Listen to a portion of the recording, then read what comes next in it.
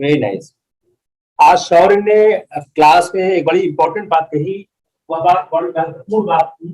उन्होंने ये कहा कि जिस तरह से पढ़ना चाह रहे हैं उसमें ऐसा हो जाएगा कि जो हमने पढ़ दिया उसको दोबारा पढ़ने की जरूरत नहीं पड़ेगी। शायद ये एक बहुत उन्होंने सही बात कही कि हम लोग ऐसा पढ़ना चाहते हैं कि दोबारा उसको पढ़ने की जरूरत न पड़े। अब हम थोड़ा सा सिविल डिसओबीडियंस बुक का जो एंड पार्ट है, when I was trying to see the lecture, I found there are certain missing in the end of civil disobedience moment. तो अगर हम उसको कंट्रोल करने की कोशिश करते हैं, let's start the end of the civil disobedience.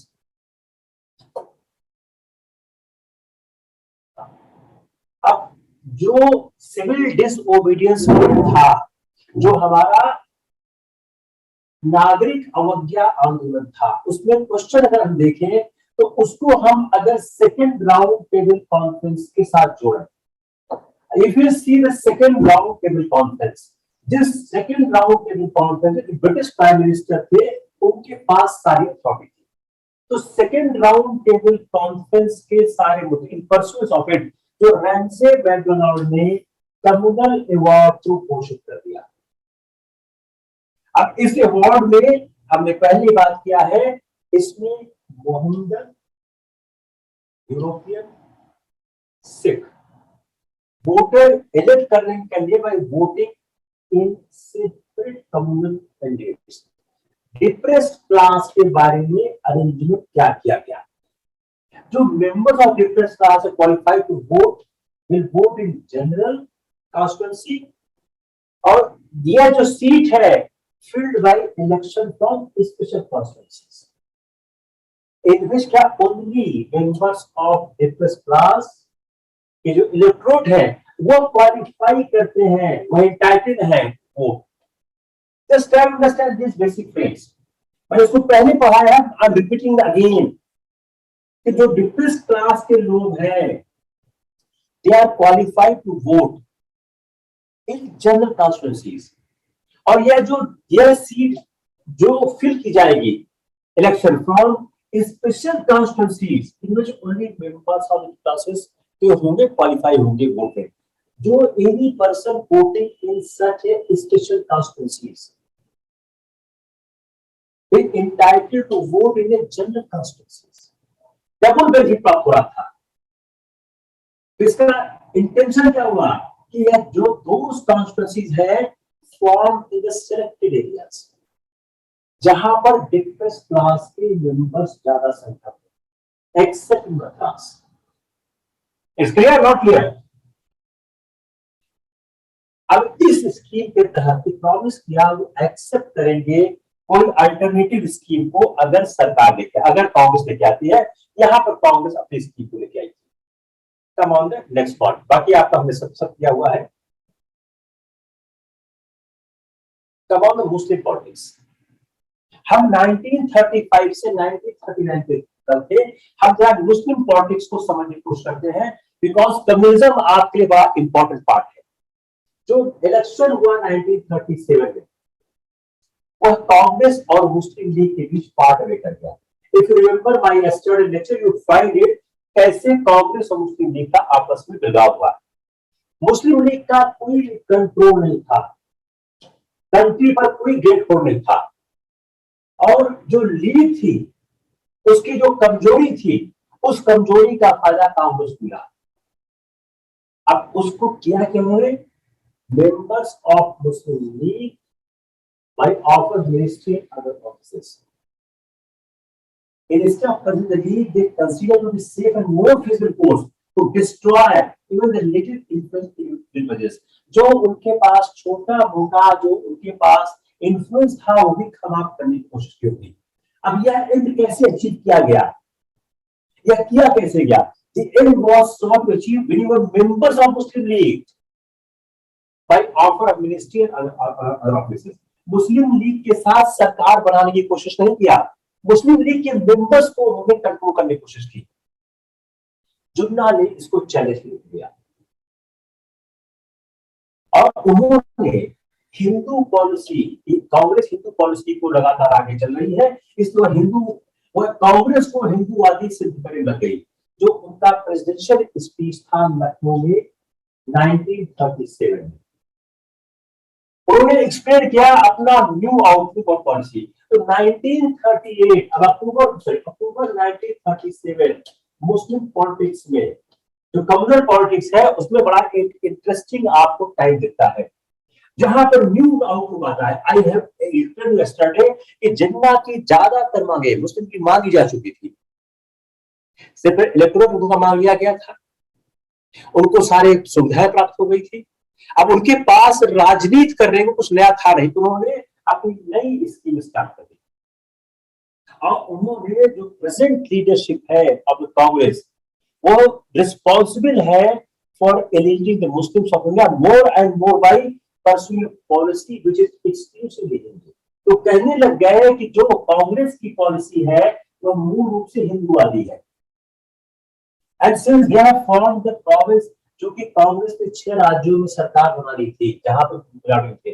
अब मुसलमान ये कह रहे थे मुसलमान कोई जस्टिस नहीं प्राप्त कर सकते कांग्रेस के हाथ में, जो भी वहां पर मेजॉरिटी में है वह मुसलमानों पर अन्याय करेगा और मुस्लिम लीग ने कॉपरेट करने से बात कर दिया।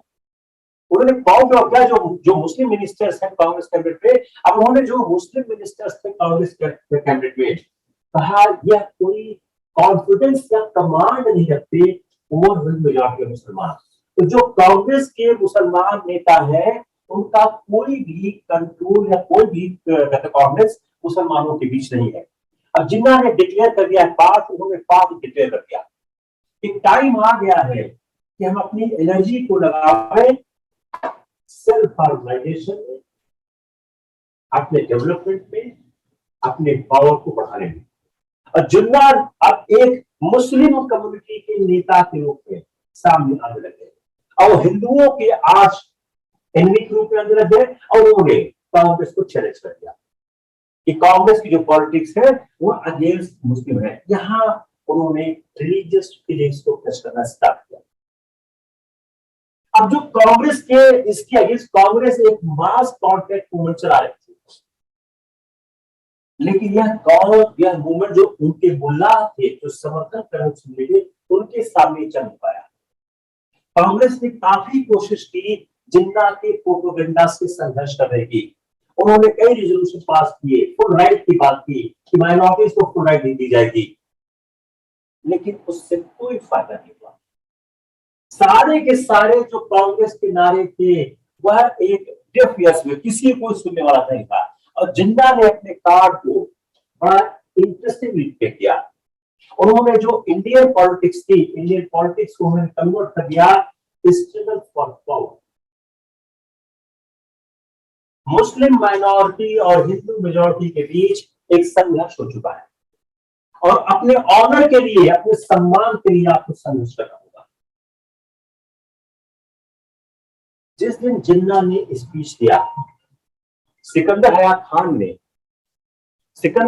खान ने यह अनाउंस किया, एडवाइस किया कि all Muslim members of his Unionist party in Punjab join the league. अब उसके बाद मिस्टर फैजुल हक एंड सर मोहम्मद सदाफुल्लाह उन्होंने सिमिलर डिक्लेरेशन किया बंगाल और आसाम में। तो जो एक्शन था इस मुस्लिम लीग, इसने क्या किया, इसने ज्यादा असर किया लीग को बढ़ाने में। अगर हम इसको देखें, जिन्ना की अपील के साथ साथ जिन्ना ने अपील जरूर की, लेकिन जिन्ना के बाद जो उन्होंने सिकंदर हयात खान ने अनाउंस किया कि उनकी और एडवाइस किया कि जो उनके मुस्लिम मेंबर हैं यूनिस्ट पार्टी के पंजाब के वह लीग ज्वाइन करें। दूसरा फजलुल हक और मोहम्मद सदाउल्लाह उन्होंने डिक्लेरेशन किया बंगाल और आसाम में। अब यह जो एक्शन हुआ, यह ज्यादा असर डाला लीग को आगे ले जाने में rather than the speech of the जिन्ना। अब इस समय देखें जो कांग्रेस वर्सेस लीग हो रहा था, कांग्रेस वर्सेस लीग जो कॉन्टेस्ट था, एक बाई इलेक्शन हुआ कांग्रेस में जो कांग्रेस ने जीत लिया। लेकिन उसके बाद जो 3 सिमिलर कॉन्टेस्ट हुए, जो उसके बाद हुए, वो all won by the league. और इस समय league was fighting the mass contact campaign अपने गांव पे, और बिल्ड कर रही थी एक rival organisation in rural areas, hosting its green flag war against the Congress right. आप कह सकते हैं मास कॉन्टैक्ट में लीग बड़ी आगे चल रही, कांग्रेस को पीछे कर रही थी। 2 से 3 महीनों की जो लखनऊ कॉन्फ्रेंस था 1937 का, उसके 2 से 3 महीनों के भीतर over 170 new branches of the league had been established. और इसमें 90 यूनाइटेड प्रोविंस में थी और 40 इन पंजाब में थी, और 1 लाख से ज्यादा नए मेंबर यूनाइटेड प्रोविंस में अकेले इनलिस्ट हुए। ये इस प्रक्रिया के सहारे एक किस्म जिन्ना लीडर बन गए मुस्लिम्स के, और उसके बाद Muslim League regarded itself the only organisation which could speak in the name of Indian Muslims, जो अब यहां वो नेगोशिएट कर सकते थे Congress on the question of Hindu Muslim settlement. तो मुस्लिम लीग ने वो अथॉरिटी पाने की कोशिश की कि वह मुसलमानों को रिप्रेजेंट करने वाली इंडिया में पहली पार्टी है। लेकिन यह यही तक नहीं हुआ। जिन्ना ने 2 अगस्त 1938 कुछ भाषण I have given this yesterday also. जिन्ना ने क्लियर किया सुभाष बोस को दैट जो भी अपॉइंटमेंट होगा कांग्रेस से डिस्कशन पे हिंदू मुस्लिम क्वेश्चन पे, उसमें कांग्रेस कोई मुसलमान इंक्लूड नहीं करेगी। जब गांधी चाहते थे कि मौलाना अबुल कलाम आजाद टॉप में शामिल हो, जिन्ना ने रिफ्यूज कर दिया। जिन्ना ने इसको स्वीकार करने से इनकार कर दिया। अब यह आसान है समझना कि कैसे कांग्रेस इसको कैसे एक्सेप्ट करती, how Congress is going to accept this, जबकि नेशनल ऑर्गेनाइजेशन में कांग्रेस के पास धर्म का था। Congress demand in 1937 that Muslims must desert the Muslim League if they wanted to share power with the Congress was यह बहुत खराब हुआ, और इस डिमांड ने इंडियन नेशनल कांग्रेस को कमजोर किया। अगर आप इसको समझने की कोशिश करें, कांग्रेस की डिमांड थी 1937 that Muslim must desert the Muslim League if they wanted to share power with the Congress। यह एक अच्छी बात कांग्रेस नहीं कही थी, but it was for the demand Indian National Congress proud record of more than half century service in national organization। वह अपने आप को वॉलंटरी डिग्रेड कर दे एक कम्युनल हिंदू ऑर्गेनाइजेशन में, only to serve as a counterpart of Muslim League। Just try to understand this issue। Congress के लिए स्वीकार ही नहीं था कि एक ऐसी संस्था जितने सालों से working for the national government, national system, national pride काम कर रही थी, सेकुलर डेमोक्रेसी में काम कर रही थी, how it can degrade itself as a Hindu organisation. तो जो कांग्रेस ने 2 काम किया, एक कांग्रेस ने क्या बोला कि जो भी मुस्लिम लीग में लोग हैं, जो भी मुस्लिम है वो मुस्लिम लीग को छोड़ दे, अगर वो पावर शेयर करना चाहते हैं कांग्रेस साथ। यह जरूर उतना अच्छा नहीं था, लेकिन अगर कांग्रेस यह स्वीकार कर लेती कि कांग्रेस एक मात्र हिंदूवादी संगठन है, तो शायद कांग्रेस के इतिहास अच्छा नहीं होता। उसी तरह लीग की काउंसिल ने अपॉइंट किया कमेटी राजा पीरपुर। यह सवाल बहुत अच्छा आता है कि राजा पीरपुर की कमेटी किस मुद्दे की गई। अब वह इंफॉर्मेशन कलेक्ट कर रही थी, तो जो कमेटी बनी थी, कमेटी ने सबमिट किया अपना रिपोर्ट 15 अगस्त 1938 को, और कमेटी ने क्या लगाया, वंदे मातरम सॉन्ग जो सन किया गया 1905 कांग्रेस में, अदर असेंबलीज में। यह इसमें पहले कोई ऑब्जेक्शन नहीं दिया गया। The League Constituent Committee में Raja Pirpur as chairman to provide information on this point. अब कमेटी ने अपना रिपोर्ट सबमिट किया। अब कमेटी के रिपोर्ट के साथ साथ क्या था, पहली बात, अगर हम मेन चार्जेस जो लगाए गए उस चार्जेस देखें तो पहला चार्ज था Vande Mataram song. Let me analyse this part, why I want analyse this, because communism के आपके एसए के पेपर में भी हेल्प करेगा, पॉलिटिकल साइंस में भी हेल्प करेगा, पब्लिक एड में हेल्प करेगा, हिस्ट्री ऑप्शन में हेल्प करेगा और जीएस में भी हेल्प करेगा। तो जो वंदे मातरम सॉन्ग था, यह वंदे मातरम सॉन्ग 1905 के बाद से कांग्रेस कांग्रेस में लगातार गाया जाता था। Even it has been sang at the time of the खिलाफत। लेकिन जिन्ना और अदर मुसलमानों ने इस पर कोई ऑब्जेक्शन नहीं दिया। तो वंदे मातरम के इशू पर लगाया गया आरोप ठीक नहीं था।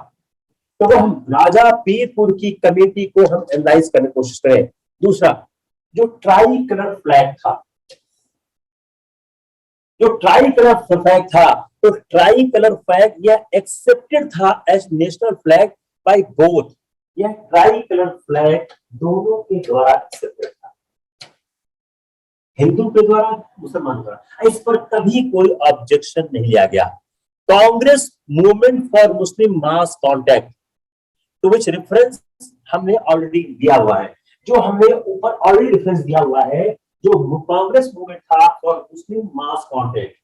अब इसको अगर देखें, एनी ऑब्जेक्शन अगेंस्ट, जिसका मतलब क्या हुआ, implies that no one not belong Muslim League, particularly Hindu, has the right to speak to a Muslim in India about political, economic or any other matter of greatest interest. If you try to see this Muslim mass contact taken by the Congress, अगर इस पर league object करती है, तो league के कहने का मतलब क्या है कि मुसलमानों से कोई भी संबंध कोई नहीं रह सकता है, कि किसी हिंदू के पास राइट नहीं है कि वो मुसलमानों के बारे में बोल सके और मुसलमानों से कांटेक्ट कर सके। जो वर्धा एक स्कीम ऑफ एजुकेशन है, जिसको प्रिसाइड किया बाद में भाई डॉक्टर जाकिर हुसैन, और वो असिस्ट किए गए भाई सैयदीन, यह दो एमिनेंट मुस्लिम एजुकेशनिस्ट थे। अब इसकी स्कीम पर सवाल खड़ा करने का कोई तो था। तीसरा, attempt to extend the use of Hindi at the expense of Urdu, कि जो हिंदी को उर्दू के एक्सपेंस पे आगे बढ़ाया जा रहा है। लेकिन जो सारे नॉन हिंदी स्पीकिंग हिंदूज थे इंडिया में, and they numbered more than the Muslim, were equally affected. अगर हम इसको समझने की कोशिश करें कि जो अटेम्प्ट किया गया to extend the use of Hindi at the expense of Urdu, अगर इसको एनालाइज करें, all non Hindi speaking Hindus of India, they numbered more than the Muslims, were equally affected. अगर इसको कहा जाए तो इस अभियान से वह भी अफेक्टेड थे जो नॉन हिंदी स्पीकिंग थे, और जो हिंदू मुस्लिम राइट्स थे, यह एक इवेंट था। हाउ एनी, अब हिंदू मुस्लिम राइट्स के लिए आप किसी कांग्रेस मिनिस्ट्री को आप जिम्मेदार कैसे ठहरा सकते थे? यह जो एक कहते हैं, जो एक रेफरेंस दिया जाता है, cows by the Hindus are cited as evidence of deliver for attack on the civil and the cultural rights of Muslim community, civil and cultural rights.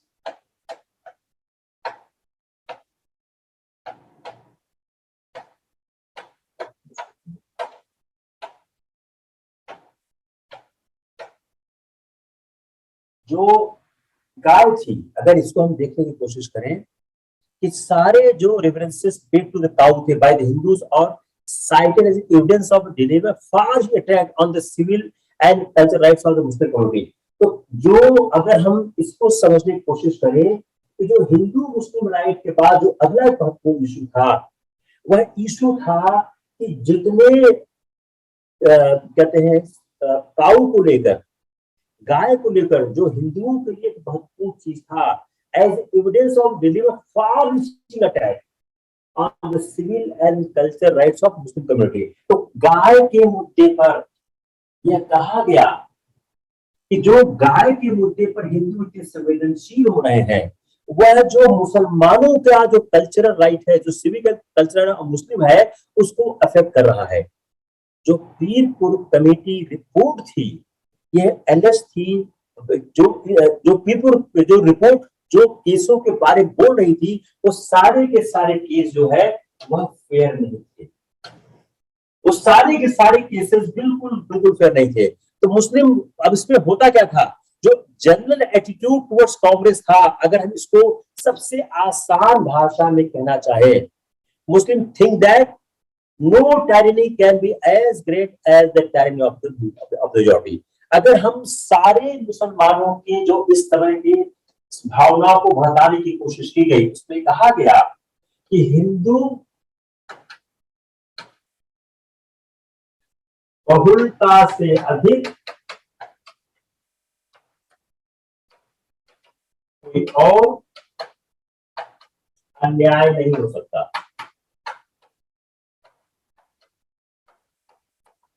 अगर इसको हम सबसे आसान एक भाषा में कहना चाहे कि जो जनरल एटीट्यूड था towards Congress is the Muslim think that no tyranny can be as great as the tyranny of the majority. Hope it is clear. Not clear, let me know. Because अगर यह सवाल आता है 1935 के बाद के मुस्लिम और हिंदू के संबंधों के बीच में, we need to understand this. कि जो लीग काउंसिल ने अपॉइंट किया एक कमेटी राजा पीरपुर द्वारा, तो पहला एक सवाल पुलिस का हो गया कि राजा पीरपुर कमेटी है क्या। एक सवाल फ्री कर लेते हैं, राजा पीरपुर कमेटी क्या है। इस बात की संभावना मुझे तब दिखती है कि राजा पीरपुर कमेटी के प्रोविजंस को पुलिस से पूछा जाएगा, लेकिन कुछ भी पूछा जा सकता है, इसलिए मैंने आपको लिख दिया। तो राजा पीरपुर कमेटी क्या है। राजा पीरपुर कमेटी का इस मामले में कलेक्ट इंफॉर्मेशन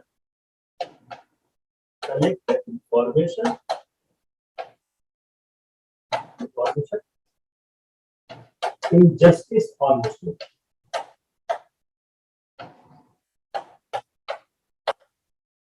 इस बात में आप इंफॉर्मेशन इकट्ठा करो। जो मुस्लिम लीग जो अपने आप को रिगार्ड कर रही थी sole representative of the Muslim interest, वह उन बातों से संतुष्ट नहीं हो रही थी जो कांग्रेस लगातार कह रही थी, कांग्रेस कह रही थी। अब वो लगातार इस बात का आरोप लगा रहे थे कि कांग्रेस शासित प्रदेशों में मुसलमानों पर आतंक हुआ है। मुस्लिम लीग ने यह कहा अपनी लीडरशिप से, उन्होंने यह एक कैंपेन चलाया कांग्रेस मिनिस्ट्रीज अगेंस्ट, और कई ऑफेंस लगाए कि कांग्रेस मिनिस्ट्रीज ने कई अपराध किए मुस्लिम माइनॉरिटी के अगेंस्ट, और लीग की काउंसिल अपॉइंट कर कमेटी राजा पीरपुर साहब इस बात पर अपने इंफॉर्मेशन को इकट्ठा करने के लिए। उसके बाद ये सारे आपके facts. Any problem? Anyone has any problem? Will you able to write it? Clear? किसको क्लियर नहीं हुआ? मैं राजा, हम इस समय उस समय पे इस समय चल रहे हैं जब भारत में सांप्रदायिकता एक नया रंग लेती है।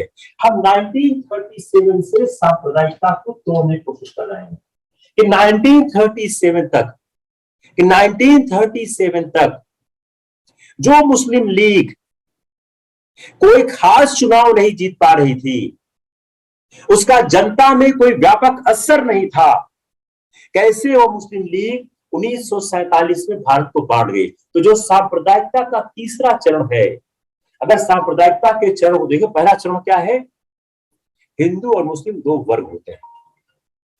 दूसरा चरण क्या है, हिंदू और मुस्लिम दो वर्ग होते हैं और दोनों के हित अलग अलग होते हैं। तीसरा चरण क्या है, हिंदू और मुस्लिम दो वर्ग होते हैं और दोनों के हित एक दूसरे के विपरीत होते हैं। It is the third phase. Hope it is clear. If we try to analyze the communalism, then communalism has the three phases. One, when Hindus and Muslims are two communities. Phase two, when Hindus and Muslims are two communities, both have their own respective interests. Phase three, when Hindus and Muslims are two communities and both are having the interest clashing to each other. This third phase is saying that We cannot live together. This third phase is responsible for the division of the country. I'm trying to explain this. कि how the third phase came into the existence. यह सवाल जरूर आएगा कहीं कहीं, चाहे political science में आ जाए, चाहे वो पब्लिक एड में आ जाए, हिस्ट्री ऑप्शन में आ जाए, जीएस में आ जाए, एएस में कहते हैं एसी में आ जाए, इंटरव्यू के लिए बहुत जरूरी है ही है। किसी को कोई प्रॉब्लम है? Tell me fast.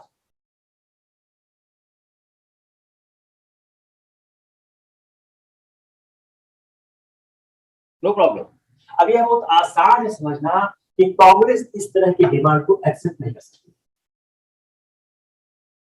जो कांग्रेस के पास एक हिस्ट्री है, उसमें कांग्रेस तरह का डिमांड एक्सेप्ट नहीं कर सकती थी हम एक हिंदूवादी संगठन है। जो कांग्रेस का डिमांड था 1937 में मैंने पहले किया, Muslim Muslim League they wanted to share power with Congress. अब जो लीग का चाहिए वही हो रहा है। Sorry,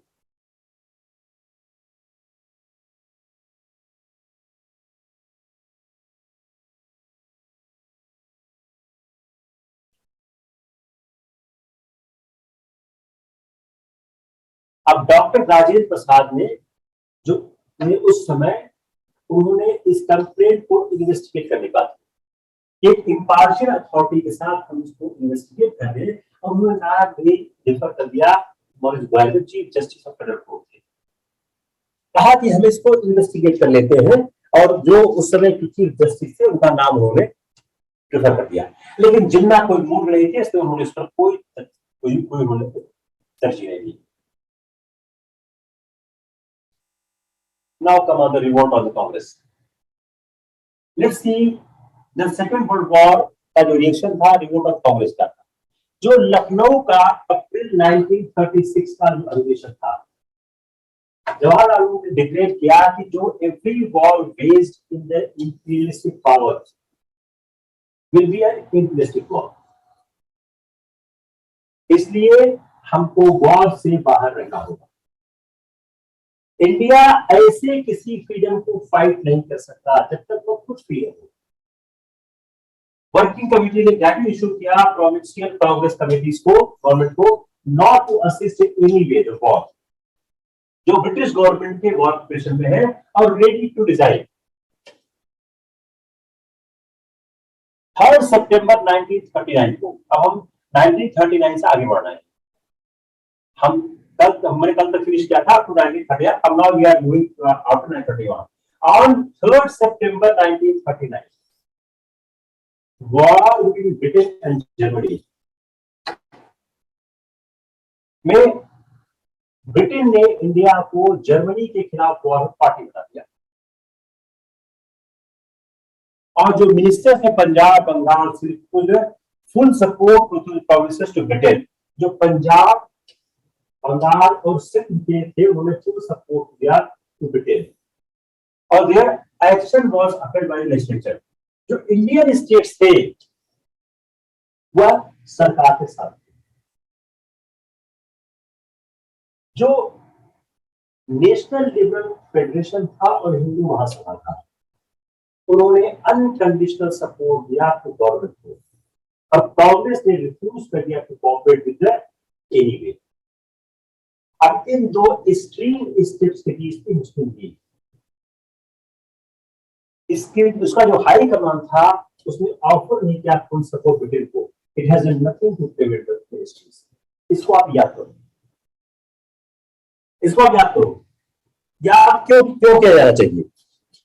tell me why it need to be remembered, tell me fast, tell me. यह बताता है कि वॉर के समय में किस तरह का एटीट्यूड था विभिन्न पार्टीज का, कि अंग्रेजों के साथ वॉर में साथ दिया जाए या साथ न दिया जाए। इट्स क्लियर और नॉट क्लियर? इसको याद करना क्यों जरूरी है? आप लोग थोड़ा यस नो लिखते रहो, नहीं तो लगता है कि हमसे पढ़ा रहे, किसी समझ कुछ नहीं आ रहा है। ये वॉर जब हुआ तो अब सवाल रहा पुलिस का, वॉर टाइम में किसका क्या एटीट्यूड था, वॉर टाइम में किसका क्या एटीट्यूड था। सवाल वैसे ही आते ना यार, देखो सब लोग प्री फेल कर जाओगे फिर से अगर इसको इस तरह से तैयार नहीं करोगे। वॉर टाइम में किसका क्या एटीट्यूड था, तो सितंबर 3 सितंबर 1939 को वॉर हुआ ब्रिटेन और जर्मनी के बीच में। जैसे वॉर होता है वायसराय ने प्रोक्लेमेशन किया,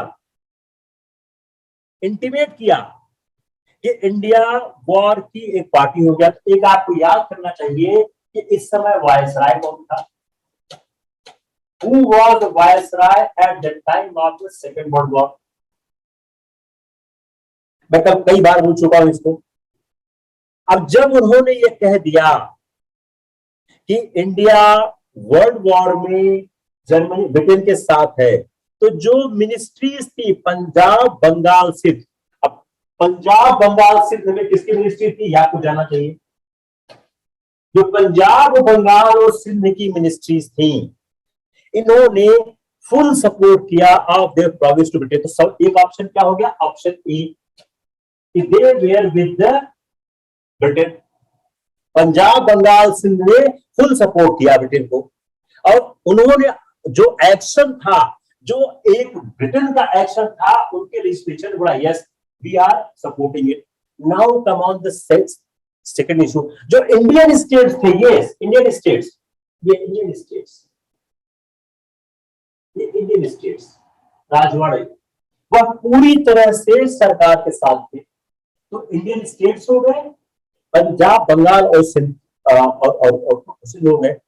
उसके बाद जो पॉलिटिकल पार्टीज आती है, national liberal federation, national liberal federation. अब जो हिंदू महासभा गलती कर दोगे, अगर आप नहीं पढ़ा है तो आप लगेगा हिंदू महासभा वॉर यूनिवर्सिटी। तो नेशनल लिबरल फेडरेशन और हिंदू सभा, उन्होंने सरकार का अनकंडीशनल सपोर्ट कर दिया। कांग्रेस ने रिफ्यूज कर दिया कोऑपरेट करने से, कांग्रेस रिफ्यूज टू कोऑपरेट। अब आता है मोर टेक्निकल पार्ट कि मुस्लिम लीग ने क्या किया। तो दो यहां पे बिंदु हो गए, एक बिंदु हो गया वो लोग जो सरकार के साथ थे, एक लोग जो सरकार के विरोध में थे। इसके बीच मुस्लिम लीग थी।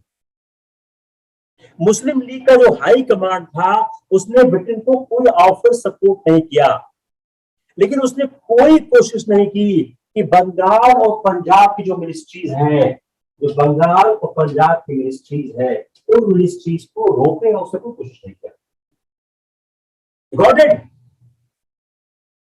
कांग्रेस ने कोई स्टेटमेंट इशू नहीं किया इमीडिएटली आफ्टर द वॉर, कोई स्टेटमेंट इशू नहीं किया, और उन्होंने इस टाइम को डिस्कस किया, इस टाइम को लिया कि हम डिस्कशन करते हैं जब इसको कैसे हैंडल करेंगे। तो कांग्रेस चली गई डिस्कशन की मोड में। तो जो उसके दो ग्रेट लीडर थे, उन्होंने जो अनकंडीशनल सपोर्ट का इशू था उसको समझने की कोशिश की। तो जो कांग्रेस के दो बड़े नेता थे, जो दो बड़े नेता कांग्रेस के थे, गांधी और नेहरू, जो अगर हम गांधी और नेहरू के व्यक्तित्व को समझने की कोशिश करें, ये इमोशन से बहुत डर होते थे, और उन्होंने अपने इंडिविजुअल स्टेटमेंट दिए, जिसको अगर हम इंटरप्रेट करें, can only be as a unconditional support for Britain. अगर हम उस समय गांधी और नेहरू के स्टेटमेंट को हम समझे तो वह एक सपोर्ट ऐसा दिख रहा था, वह ऐसा नहीं दिख रहा था, क्योंकि ऐसा नहीं आ रहा था कि हम बिल्कुल सपोर्ट नहीं करें। गांधी ने Gandhi told the Viceroy interview that his own sympathies were England and France. Gandhi ने बोला क्योंकि पूरी सिंपैथी इंग्लैंड और फ्रांस के साथ है। Just try to understand. I'm trying to explain the policy of the Congress at the time of the Second World War. It can come as an independent question to you. Policy of the Congress at the time of the Second World War. Just try to understand this basic issue. तो उन्होंने बोला कि हमारी सारी sympathy England and France के साथ है। And Gandhi actually broke down at the very possibility of the destruction of the London. उन्होंने गांधी जी कह रहे थे कि हम लंदन के समापन पे कुछ नहीं करना चाहते। उन्होंने एक आर्टिकल लिखा जिसमें एक शॉर्ट अकाउंट था जो गांधी बोलते हैं, I am not just now thinking of India deliverance, it will come, but what it will worth England and France for all if they come out victorious or Germany ruin and humble. Again, listen this statement of Gandhi. इसको हिंदी में कर देता हूँ. I am not just now thinking of India's deliverance. It will come. But what will it be worth if England and France fall, or if they come out victorious over Germany, ruined and humbled? तो गांधी का कहना क्या था? गांधी कह रहे थे कि मैं इस बात से चिंतित नहीं हूं कि भारत का भविष्य क्या होगा, लेकिन अगर फ्रांस और इंग्लैंड समाप्त हो गए या जर्मनी समाप्त हो गया तो उस तरह की जीत में क्या मिलेगा? If you try to analyse this, तो गांधी का जो दृष्टिकोण था उस समय तक वह यह नहीं था कि इस वार के चलते जो परिस्थितियां उत्पन्न हो रही है उन परिस्थितियों का फायदा उठा के भारत को आजाद कराया जाए. It's clear not clear? It's clear not clear? Write down the statement of Gandhi. I am not just now thinking of India's deliverance, full stop, it will come, comma, but what will be worth if England and France fall, comma, or comma, if they come out victorious over Germany ruined and humbled.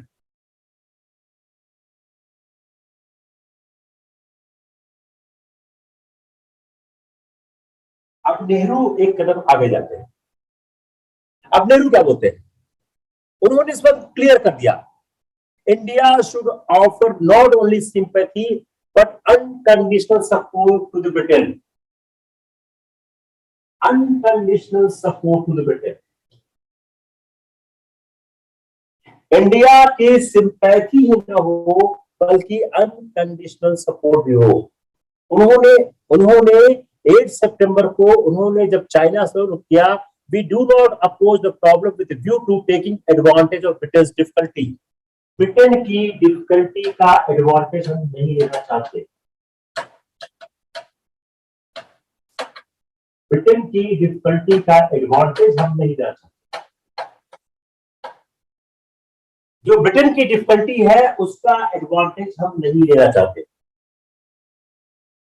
तो एक जो conflict है between democracy and freedom on the one side and fascism and aggression on the other side. अगर आप देखें तो एक side में क्या है? डेमोक्रेसी है, फ्रीडम है. दूसरी साइड में क्या है? फासिज्म है. यह कॉन्फ्लिक्ट डेमोक्रेसी और फ्रीडम वर्सेस फासिज्म और नाजिज्म के साथ है. तो फासिज्म और एग्रेशन एक साइड में है, डेमोक्रेसी और फ्रीडम दूसरी साइड में है. हमारी सिंपैथी निश्चित रूप से डेमोक्रेसी के साथ हो. Just try to understand what you are trying to say. हमारी सिंपैथी निश्चित रूप से डेमोक्रेसी के साइड में होगी. तो I should like India to play her full part and throw all her resources into the struggle for new order. यह जो मोड स्टैंड जो था नेहरू का, old stand against the participation in Indian war. अब इसको जो नेहरू ने कहा था उससे आप एनालाइज करिए. नेहरू ने जो कहा था कि हम इंपीरियलिस्टिक वॉर में पार्टिसिपेट नहीं करेंगे, और जो नेहरू कह रहे हैं एक तरफ डेमोक्रेसी और फ्रीडम है, तो ब्रिटेन और फ्रांस डेमोक्रेसी और फ्रीडम के साथ है और जर्मनी फासिज्म और एग्रेशन के साथ है. तो हमारी सिंपैथी डेमोक्रेसी और फ्रीडम के साथ होनी चाहिए. What does it mean? कि नेहरू का जो पहला स्टेटमेंट था कि हम इंपीरियलिस्टिक वॉर को सपोर्ट नहीं करते हैं, उसके अगेंस्ट में नेहरू का स्टेटमेंट था. You got this point? लगता कुछ समझ नहीं रहा है.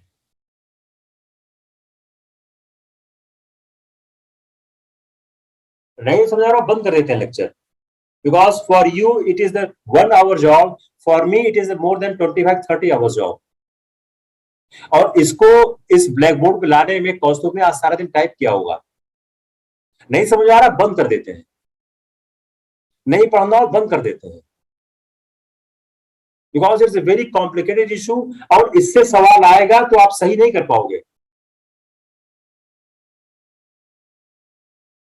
तो यह अगर इन सारे चीजों को देखें तो जो एक नेता था जो बोल्डली खड़ा था, सुभाष चंद्र बोस। एक नेता थे जो बोल्डली थे, सुभाष चंद्र बोस। वो पूरी तरह से स्टूड थे। उन्होंने साफ साफ कहा, उन्होंने कहा Congress had since 1927 repeatedly declared that India should not cooperate with the British war. India since 1927 repeatedly इस बात को कह रही है कि भारत ब्रिटेन के साथ किसी वॉर में शामिल नहीं होगा। And Congress should not put that policy, and the Congress should now put that policy in practice. अब कांग्रेस उस पॉलिसी को प्रैक्टिस में लेके आ गए जो कांग्रेस ने 1927 में कहा था, उस पॉलिसी को कांग्रेस प्रैक्टिस में लेके आ गए। और सुभाष के अनुसार his uncompromising attitude had its effect, and the Gandhi wing gave all to the idea of the cooperation with the British government. Subhash ने कहा, सुभाष ने आरोप लगाया कि his uncompromising attitude had its effect, and the Gandhi wing gave all to the idea of cooperation with the British government. अब या तो सुभाष चंद्र बोस का इन्फ्लुएंस था, या क्या कारण था, या कुछ हुआ कि एक मिराकल होता है और कांग्रेस हाईकमान रिफ्यूज कर देता है to led by the emotional approach of Gandhi and Nehru. और उसके बाद क्या होता है, ऑन 15 सितंबर 1939 वर्किंग कमेटी अडॉप्ट करती है लेंदी जो नेहरू ड्राफ्ट किया था, उसने कंडेम किया ideology and practice of fascism, Nazism and Germany attack on Poland, but on the other hand took the gravest view of the Viceroy's on war. The enactment of the amending bill and the promotion of the war ordinances, all without India's consent. The issue of peace war must generate Indian people. If cooperation is desired, it must be between equals by mutual consent for a cause which India's sympathy on the side of democracy. It is the final conclusion.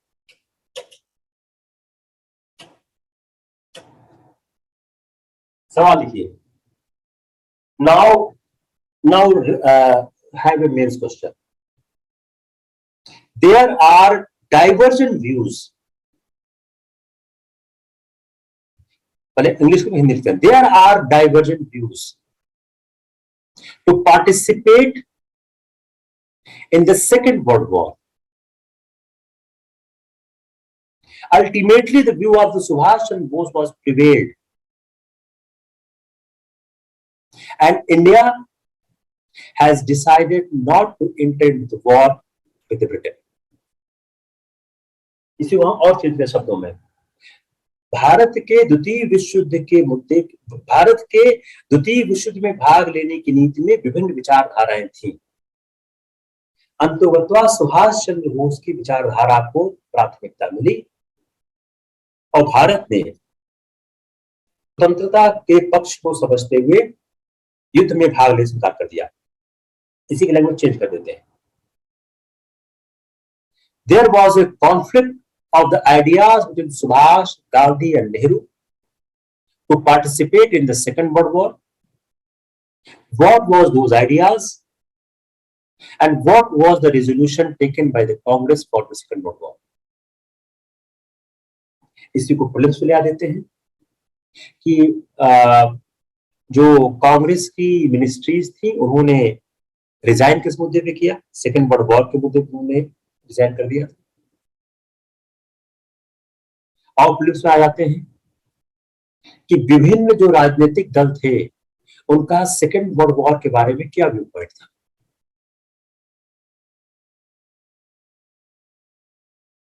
अब उन्होंने कहा कि India must be declared independent nation.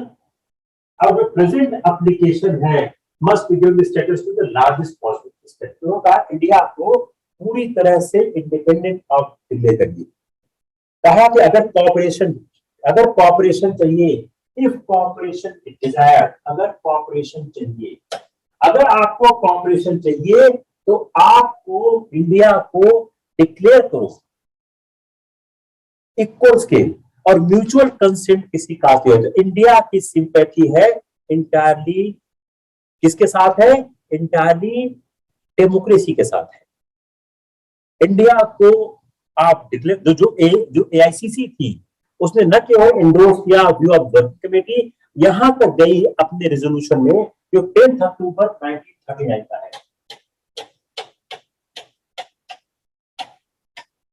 इसमें क्या कहा कि India must be declared an independent nation and present application must be given to this status to the largest possible extent।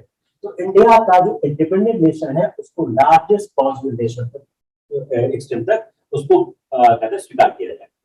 अब जो मुस्लिम लीग थी, अगर हम मुस्लिम लीग को समझने की कोशिश करें तो जो मुस्लिम लीग है उसका स्टैंड क्या था?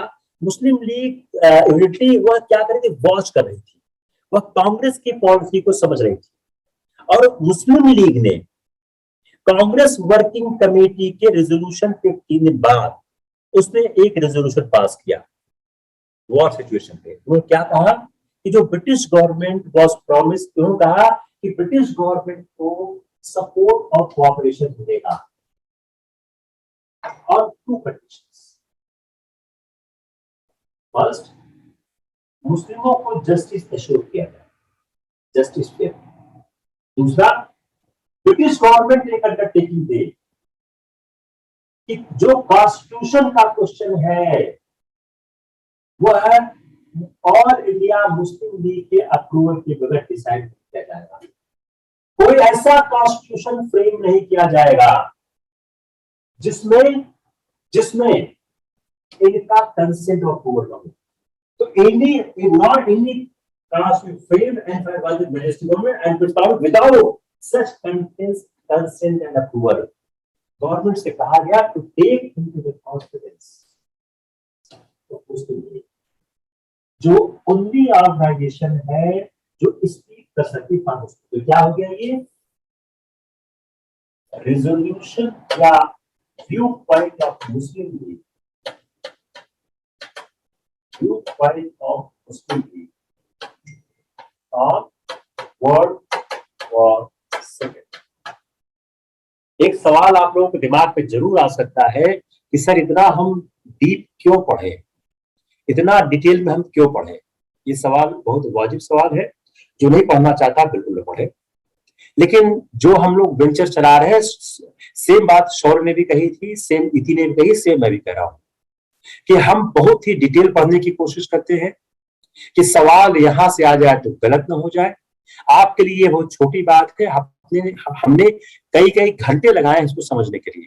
जिसको नहीं पढ़ना बिल्कुल ना पढ़े, but the way I understand the question paper, the way I understand the syllabus, we are trying to explain it।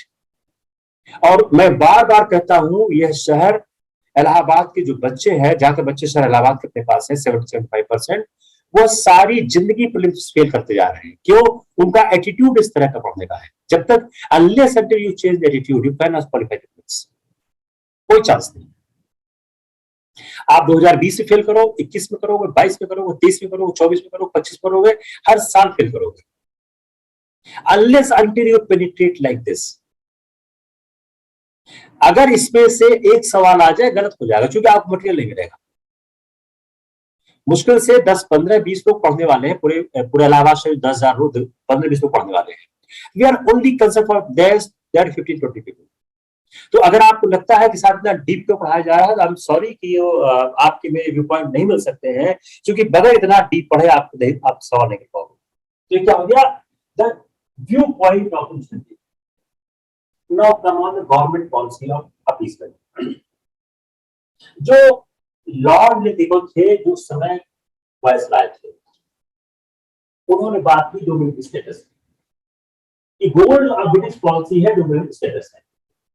जब वॉर एंड होगा तो हम डोमिनिक स्टेटस देगा। और वह इस बात के लिए तैयार थे कि इंडियन व्यू पॉइंट बता दिया कहा जाए, हम कैसे अपने डोमिनियन स्टेटस के मुद्दे पर हम अपने को मॉडिफिकेशन करें।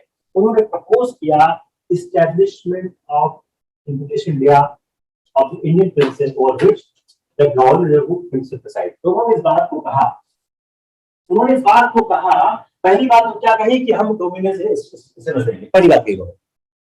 दूसरी बात उन्होंने क्या बोली, दूसरी बात उन्होंने यह कही कि जो प्रेजेंट एक्ट है 1935 का, उस प्रेजेंट एक्ट 1935 में हम आपको डोमिनियन स्टेटस देंगे। पहली बात ये होगी।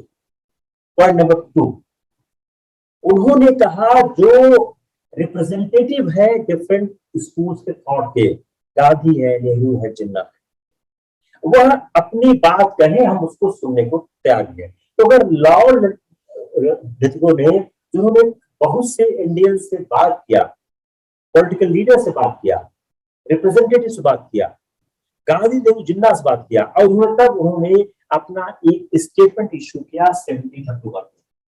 सबसे बात करने के बाद उन्होंने अपना एक स्टेटमेंट 17 अक्टूबर को इशू किया।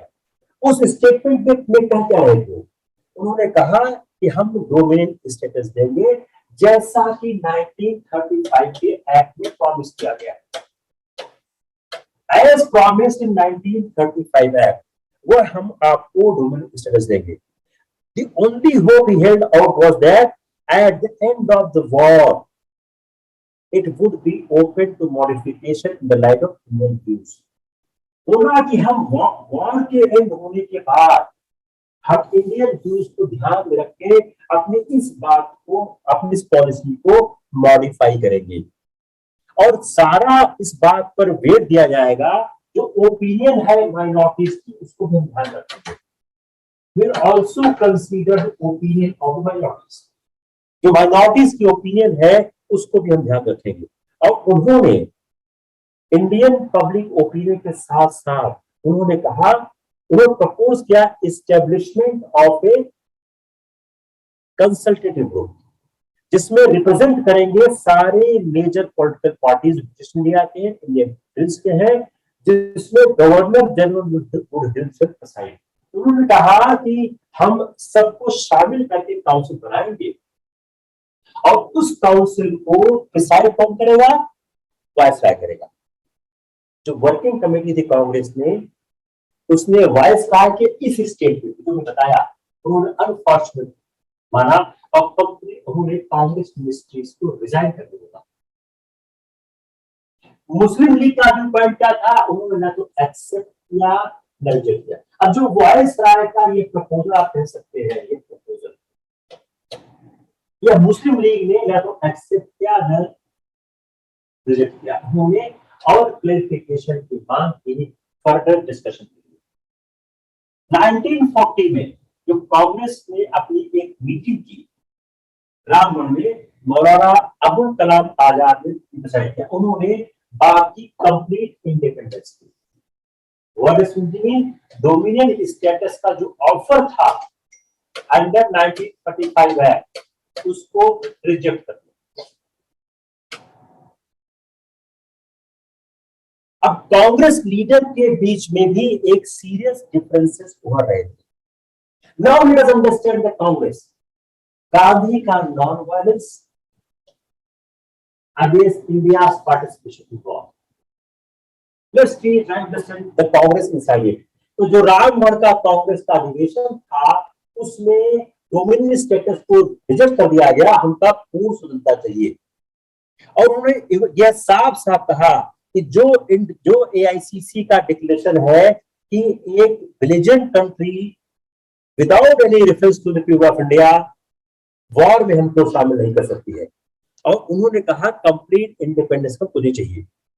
लेकिन अगर हम सारी चीजों को देखें जो कांग्रेस के अंदर एक आ रहा था, तो आप एक गांधी की पॉलिसी, गांधी का नॉन वायलेंस कैसे वर्ल्ड वॉर के साथ सामंजस्य रखता है, ये सवाल इंटरव्यू में पूछा जा चुका है। लास्ट ईयर के इंटरव्यू में सेम सवाल पूछा गया था। तो गांधी का जो नॉन वायलेंस है, उसका कैसे वॉर से सामंजस्य हो सकता है। For Gandhi, the issue was the pacifism and not of India's freedom. एक मेजॉरिटी लोगों को कहना था कि non violence was not A creed but A policy. अब नॉन वायलेंस क्या है? यह क्रीड नहीं है। Let us discuss the philosophy part, but a policy है। जो अब्दुल कलाम आजाद थे, जो प्रेसिडेंट थे कांग्रेस के, उन्होंने सेम सेंटिमेंट्स कहा that Indian National Congress was not a pacifist organization but one for achieving India's freedom। तो हम भारत की आजादी प्राप्त करेंगे। गांधी इस बात का अपोज कर रहे थे। दूसरा एक इशू था, डिफरेंस था वर्किंग कमेटी और गांधी के बीच में। Gandhi was opposed to the restoration of the ministry government Congress promises and entry of the congressman in the central council। Gandhi इस बात का अपोज कर रहे थे कि restoration of the ministry किया जाए और कांग्रेस लेजिस्लेचर में प्रवेश करे। वर्किंग कमेटी ने इस व्यू को एक्सेप्ट नहीं किया और एक्सप्रेस किया their willingness to ask Congressman to accept ministry on certain conditions. Meeting हुई, वर्किंग कमेटी ने यह डिमांड की for an immediate and unequal declaration of the full independence of India और प्रपोज किया an immediate step to be given to a provisional national government. उन्होंने एक provisional national government की बात की।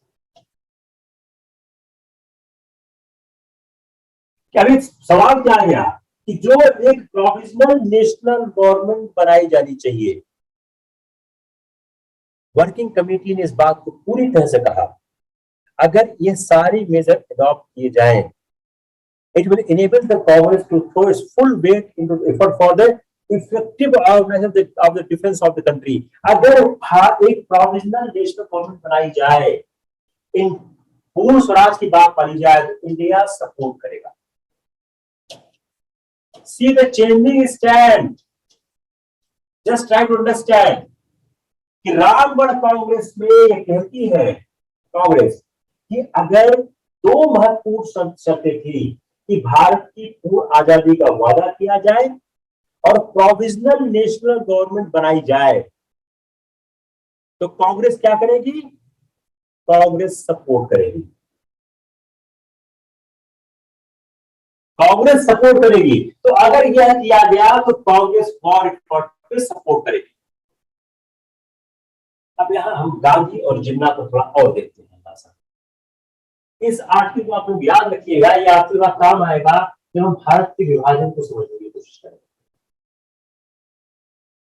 गांधी जी ने 15 जून 1940 में एक हरिजन में आर्टिकल लिखा। उन्होंने कहा द कांग्रेस एग्जैक्ट याद करिए, the Congress which profess to speak, the Congress which profess to speak,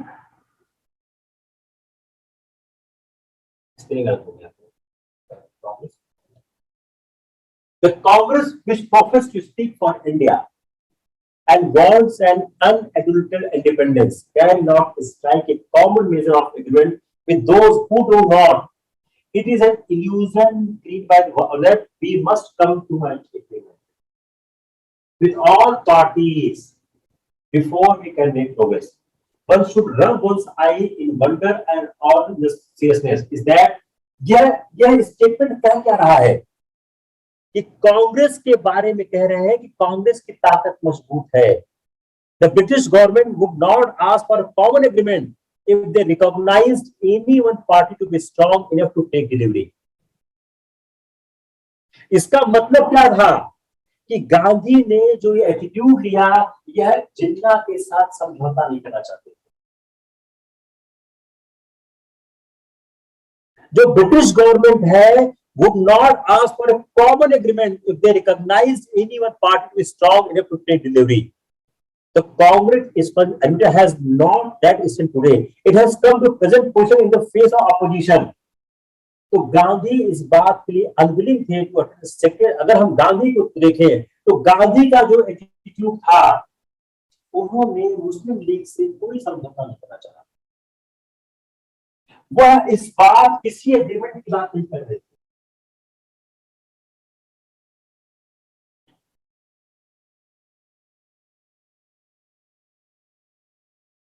जो गांधी बोल रहे थे ये without Hindu Muslim agreement, the same Gandhi was willing to attend the second shutdown Congress without a previous agreement with Muslim, and constantly gave out that no real Congress was possible without a Hindu-Muslim agreement. वही गांधी आज कह रहे हैं कि कोई common ground नहीं।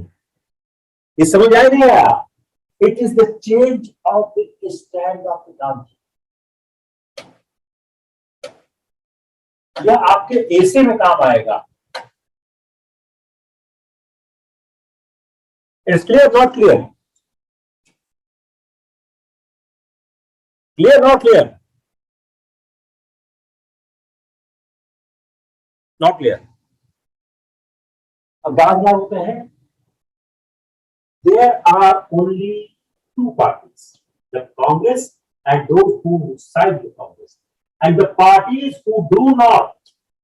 Between the two, there is no meeting ground without और other serving purpose. कि सिर्फ दो पार्टी है, एक कांग्रेस, दूसरा जो कांग्रेस के साथ नहीं है।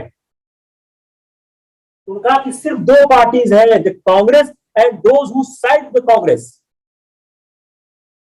And the parties who do not. एक ऐसी है जो कांग्रेस के साथ है, दूसरा कांग्रेस के साथ नहीं है। इन दोनों के बीच कोई मीटिंग ग्राउंड नहीं है। इन दोनों पार्टियों के बीच में कोई मीटिंग ग्राउंड नहीं है। Without one surrendering to other, एक पार्टी को दूसरे के सामने सरेंडर करना पड़ेगा। एक पार्टी को दूसरे के सामने सरेंडर करना पड़ेगा। गांधी के इस स्टेटमेंट ने कन्विंस किया मुस्लिम्स को कि Congress raj was not a figment of imagination but a real danger to Muslims. और कांग्रेस के राज में मुसलमानों को कोई शान की प्राप्त नहीं होगी। जो कहा Muslim must surrender before the Congress और वुड बी क्रश्ड।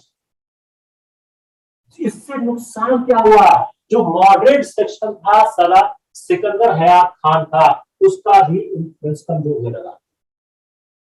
और वर्किंग कमेटी ने 15-16 जून को इंडोर्स कर दिया मिस्टर जुमला की पॉलिसी को कि वह प्रोसीड करे with his negotiation with Pakistan.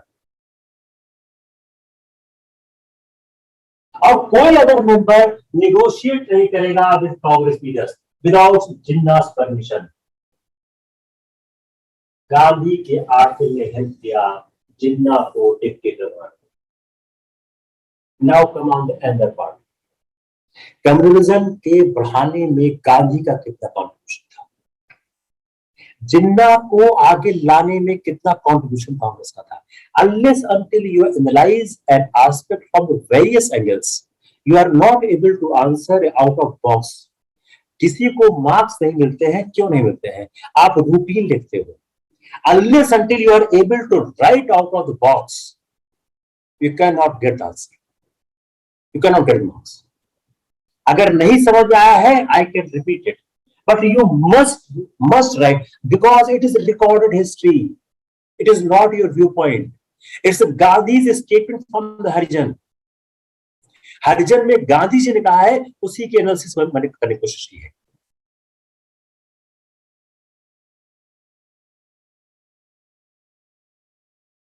उसके बाद आता है अगस्त आफर। एक हाथ से आगे छोड़ देते हैं,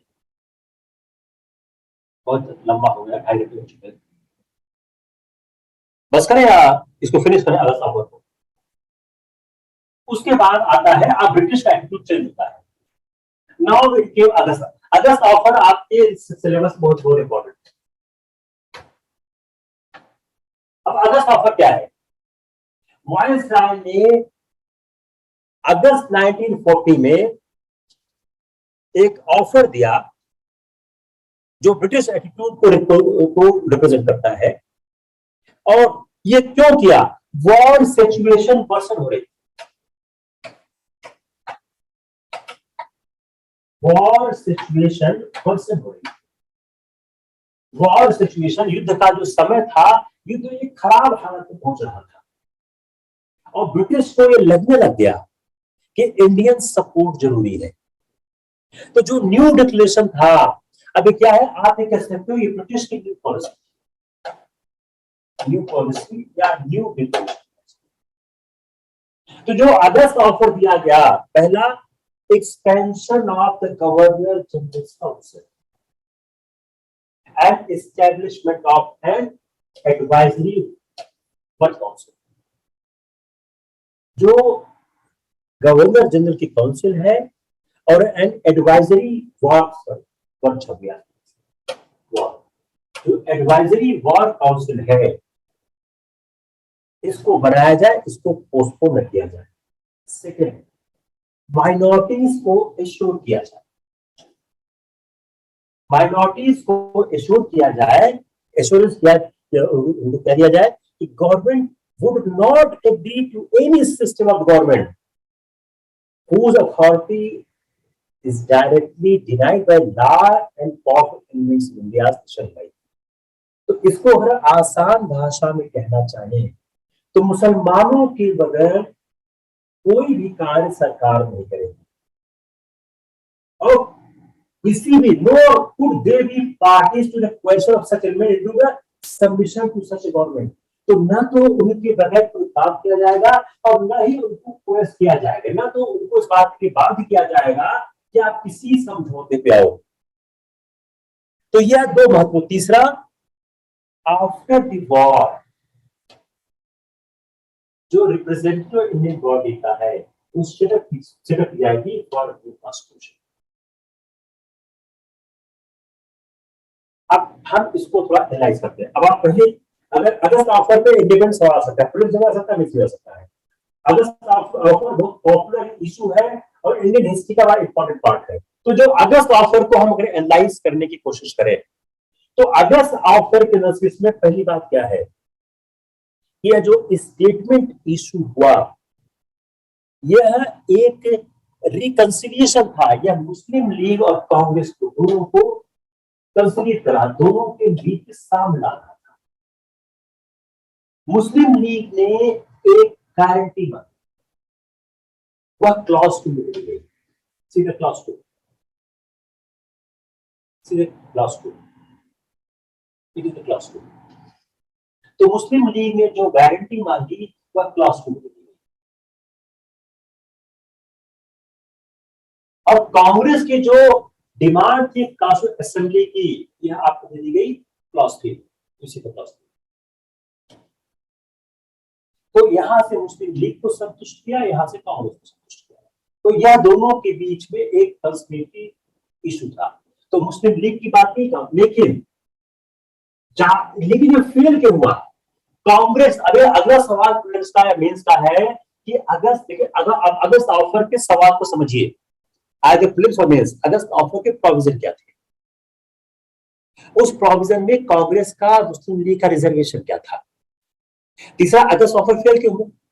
तो अगस्त ऑफर के फेल करने का जो क्लास 2 और क्लास 3 से जो अगस्त ऑफर के द्वारा मुस्लिम और कांग्रेस को वो चाहते थे संतुष्ट करना, वही क्लॉज रिस्पॉन्सिबल हो गए अगस्त ऑफर को फेल करने के। तो जो क्लॉज 2 था, ये इस पर कांग्रेस ने एक्सेप्शन दिया। क्यों? यह जिन्ना को वीटो पावर दे रहा था, और मुस्लिम लीग क्लॉज 3 की फेवर नहीं थी। क्यों? किसी भी डेमोक्रेटिक प्रोसीजर में नंबर काउंट करता है, और मुस्लिम का नंबर कम था इसलिए वो वोट नहीं कर रहे थे, उसमें जस्टिस होगा, इक्वलिटी होगा। तो अगस्त ऑफर फेल क्यों हुआ? Why fail?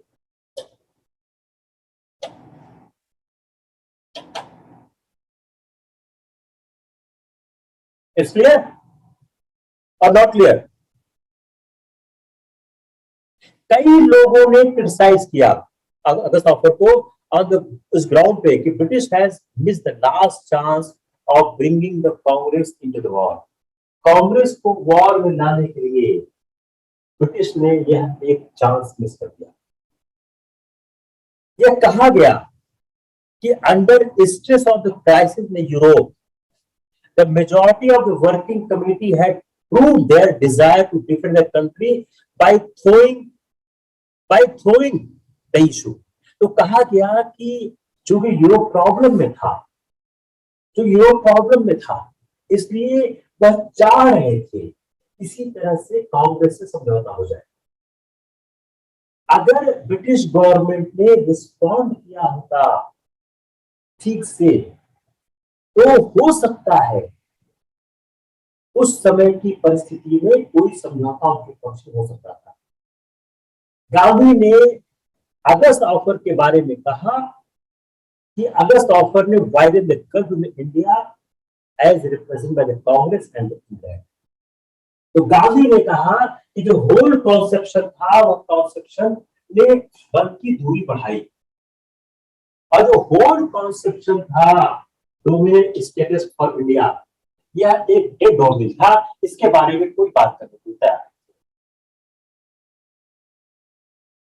Now you can write one or two आप क्वेश्चन लिख सकते हो। एक लिखो, August offer widens the gulf between India as represented by the Congress and England. Question एक लिखो, August offer has widened the gulf between Britain and the Congress. August offer ने Britain और भारत, जिसका प्रतिनिधित्व कांग्रेस कर रही थी, उसके बीच एक खाई बना दी। इस पर आप टिप्पणी दो। दूसरा, जो पंडित नेहरू का स्टेटमेंट है, it itself is a question. whole conception of the state for India in August offer, आया अगस्त को हटा दो, was a dead dominant। चूंकि अगस्त ऑफर में कोई पूर्ण स्वराज की बात नहीं की गई, तो अभी भी डोमिनेंट स्टेटस की ही बात कर रहे थे। क्लियर? अब मुस्लिम लीग, जो इशू ऑफ माइनॉरिटी था, जो माइनॉरिटी इशू था, वह एक प्रोग्रेस में पहले कर रहा था। जो कांग्रेस का रिजेक्शन था इस प्रपोजल था, कांग्रेस का जो प्रपोजल का रिजेक्शन था, वह एक और समस्या आगे बढ़ा गया। तो जो रिजेक्शन था कांग्रेस का प्रपोजल को लेकर, इस प्रपोजल के कारण एक समस्या उत्पन्न यह हो गई कि आगे प्रगति किस तरह से हो। तो जो इशू ऑफ माइनॉरिटी था, यह एक इनसुपरेबल बैरियर था इन अप्रोच थे, और the rejection of the Congress proposal था proof of British government determination to continue to hold India by the sword. अब इंडिया को वह अपनी ताकत से ही रख सकती थी, कि उन्होंने अब इंडिया को, वो डिटरमाइन हो गए कि इंडिया को कैसे कंट्रोल किया जाए।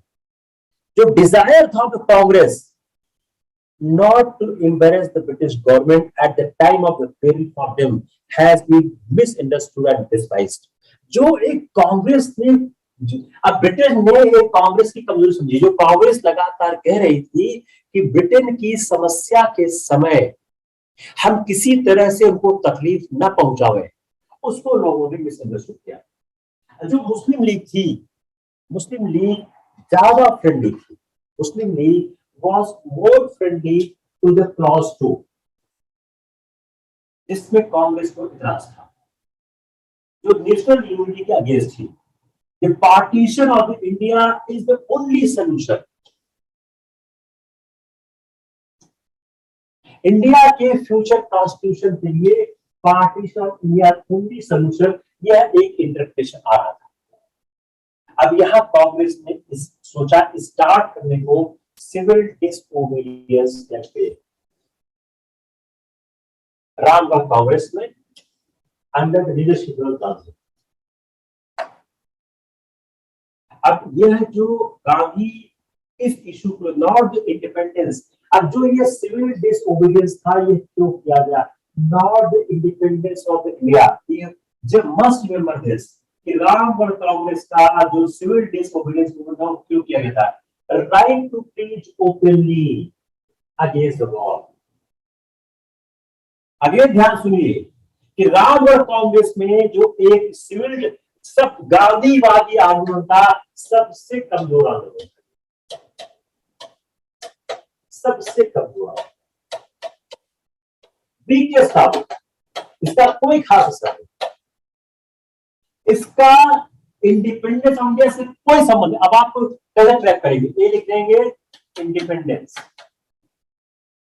बी लिख देंगे वॉर, सी लिख देंगे डोमिनियन स्टेटस, डी लिख देंगे एक्सप्रेशन। अब ये वॉर एक्सप्रेशन दोनों यहाँ पे मैच कर रहा है, इन्हीं दो शब्दों को क्वालिफाई करेंगे हो। अब now let me explain you. Right to preach, right to preach openly against the war, individual आदमी से शुरू किया गया, बाद में स्मॉल ग्रुप में कर दिया गया। फॉर मास सत्याग्रह 17 अक्टूबर 1940 को स्टार्ट हुआ, इसने कोई खास इफेक्ट नहीं किया और 17 दिसंबर 1940 को यह सस्पेंड कर दिया गया। इट वॉज रिज्यूम्ड ऑन 5 जनवरी 1941 और 20,000 के आसपास लोग कन्विक्ट हुए।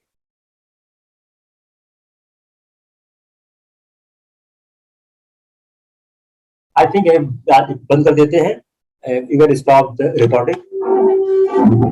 I am keep repeating this.